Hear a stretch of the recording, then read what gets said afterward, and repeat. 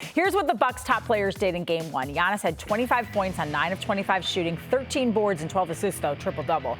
Jrue Holiday, 25 points, 9 boards, 5 assists. Bobby Portis chipping in with 15 points while grabbing 11 rebounds. Let's hit up the Daily Thread. Now we got Chris Forsberg here. We also have Bally Sports Wisconsin Bucks reporter Zora Stephenson joining us live from Milwaukee.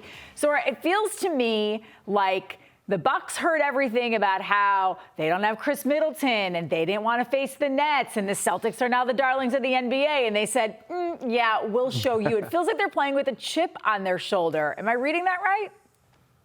I think the Bucks are just playing their brand of basketball, especially when they've upped the ante on defense. And I think this all really started in the last series against the Chicago Bulls. They lost at home Game 2, and they said, okay, we got to pick it up. How are we going to respond to adversity? And the Celtics just happened to be the next team on the docket, and they've kept that momentum going. I was just looking at that stat line, though, and if you're a Bucks fan, it looks pretty good, but I know that's not our audience today. That's okay. That's okay. Like I said, the Bucks didn't reinvent any wheels in this. They just came out and do what they do, and that's why I'm a little bit concerned because the Celtics knew they were going to pack the paint. They knew they were going to challenge them to shoot three-pointers. They should have known that they were going to be wisical. I don't know if they should have known they were going to pick them up full court and turn them and do all that, but it was clear they came out with a game plan that isn't far off from what they do. And it bothered the Celtics throughout this game, and now they have to figure out how to adjust and sort of match that physicality. If they do, they'll be in this series. If they don't, this is what Milwaukee wants to do in the series they want to play. Celtics have to go up another level. Yeah, Zora, I think the way a lot of people described yesterday's game, at least here, was that the Bucks came in and punched the Celtics in the mouth. My question for you is, can they continue to play that same physical kind of defense on guys like Jason Tatum and Jaylen Brown? Have the Bucks proven that they can maintain that intensity throughout a series? I think the Bucks are going to stay focused on the defensive end. And yeah, the goal is to play with that physicality throughout the entire series. But what I think we all know is that Jason Tatum and Jaylen Brown are not going to have those performances back to back, right?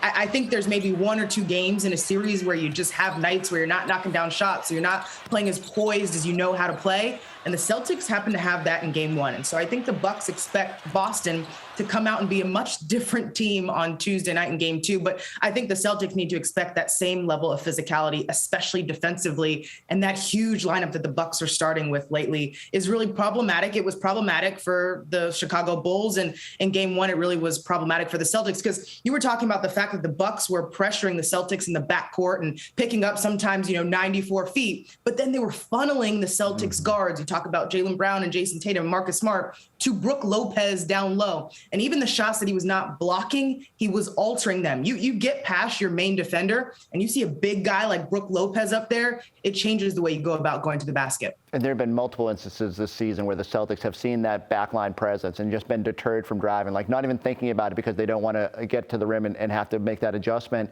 They just have to be better. They have to be committed to going at the basket and trying to get Brook moving and Giannis in rotation. It's the only way to loosen them up. If they just can't get 10 two-point field goals in a game and expect to win. The only thing I'm concerned about, you say, Zori, that you expect Jason Tatum and Jaylen Brown to be better. Well, Giannis isn't going to miss 14 shots or whatever it was and still have a triple-double and still be the menace that he was defensively. I think the Celtics are sort of bracing themselves for that big night that Giannis goes off and just hoping that, Bobby Portis and all these other guys aren't having the big nights as well at the same time. Yeah, so we don't want you to give away state secrets, but can you tell us, if you are the Celtics, how do you continue to limit Giannis so that he is, listen, 25 points is still a pretty good night, and you certainly don't want to see a triple-double, but that almost seems preferable to him going off for 50.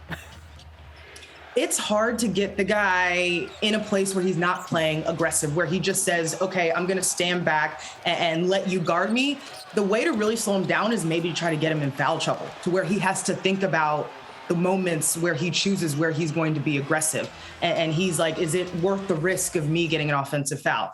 Maybe that's the way you slow him down. But as to the point, Giannis said the Celtics were throwing a lot of different things at him, but Giannis is so good at reading the basketball game and he's dishing it off to his teammates, and his teammates are knocking down shots. So it's almost like, do you let Giannis do his thing and maybe guard his teammates? Do you try to get him in foul trouble? There's a lot of different ways that you can go about it, but the Bucks just have so much depth. They just keep coming and coming. And you all mentioned that first punch. That was really what the Bucks wanted to do. They said, sometimes these game ones are feel out games, but no, we want to hit first. And that's exactly what they did. So maybe Boston will use that same message for their team coming into game 2. Yeah, the Bucks certainly hit first and they hit hard.